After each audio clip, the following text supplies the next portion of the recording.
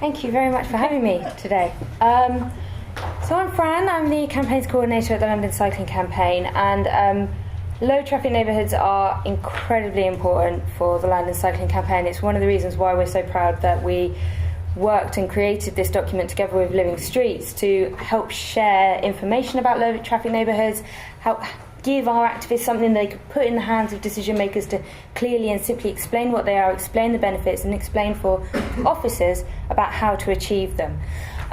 So I'm going to talk very briefly about the specific things around low traffic neighbourhoods that benefit cyclists.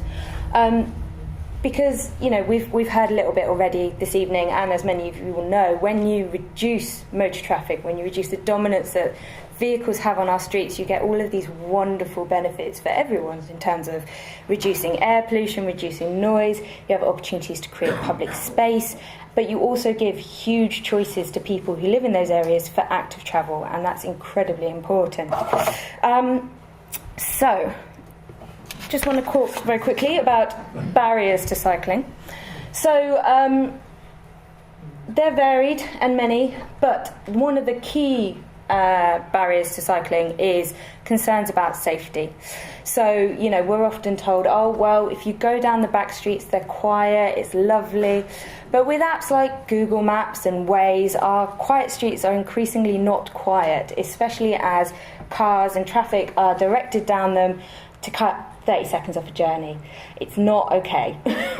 And it means that our quiet ways look a little bit like this sometimes. This is Quiet Way 5. This is where Fenton Road, which is a massive rat run, cuts right across the quiet way, makes it really dangerous. And this is where, you know, we're meant to be sending our less confident cyclists. So it's not ideal.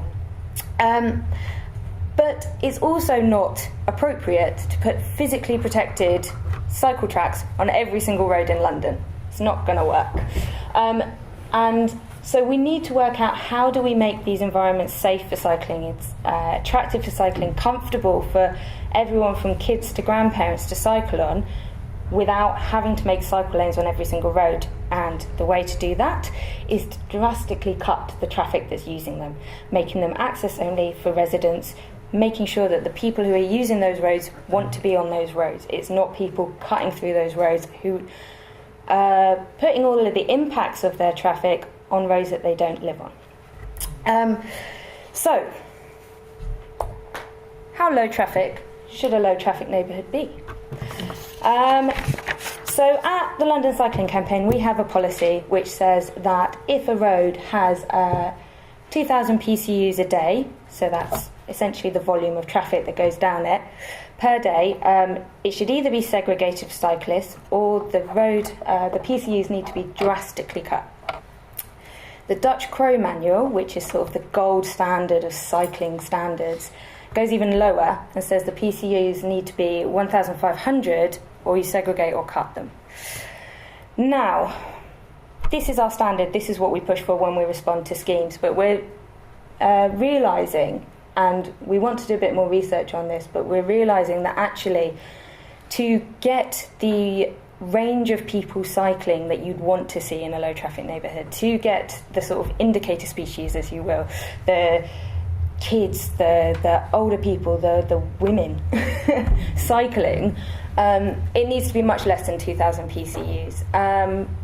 Clyde from Waltham Forest is here, he might correct me on some of these stats, but we believe that in the Waltham Forest Village scheme, which was one of the first and hugely successful, through the filtering that they have done over 12 roads, 7 of those roads were cut well below 1,000 passenger car units per day.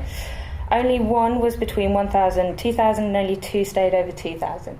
And the levels of cycling, the levels of walking, the complete transformation of Waltham Forest Village has been down to it being dramatically lower than 2,000 PCUs. So that's kind of, we want less than 1,000 PCUs as our standard. So filter placement is also quite interesting. You can do a lot when you're placing filters on roads.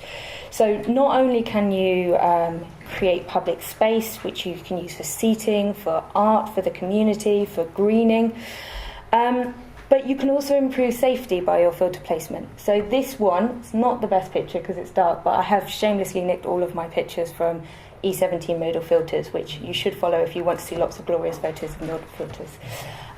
So this one, they've placed the filter at the edge of the cell, so you've got the main road going along the back there, and that's the filter.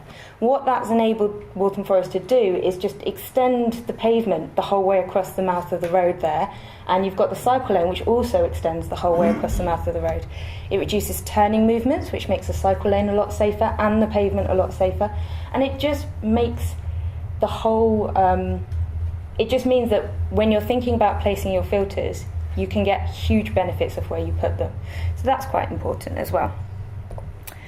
And Chris touched on this briefly around low traffic neighbourhoods help you build a network very quickly.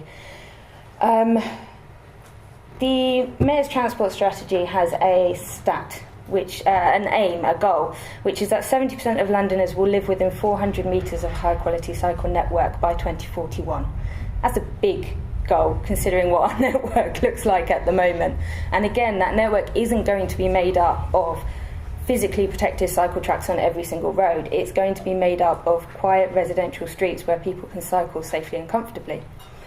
And once you start building these low traffic neighbourhoods in, and then getting the crossings between those low traffic neighbourhoods right, you start building a network very quickly. That means that someone can get out their home, pick up their bike, and go from A to B, knowing that they don't have to do the detour because there's a nice little cycle crossing down the road, or they don't have to swing this way because they know that if they go that way they can get over the bridge. They just cycle. And that means they get to where they're going, A to B, without having to worry that they're going to come across something that they are not comfortable cycling on. For anyone who's taken the wonderful trip to the Netherlands, you'll know that the cycle directions, the way that you navigate around the Netherlands, is by following the signs to the places.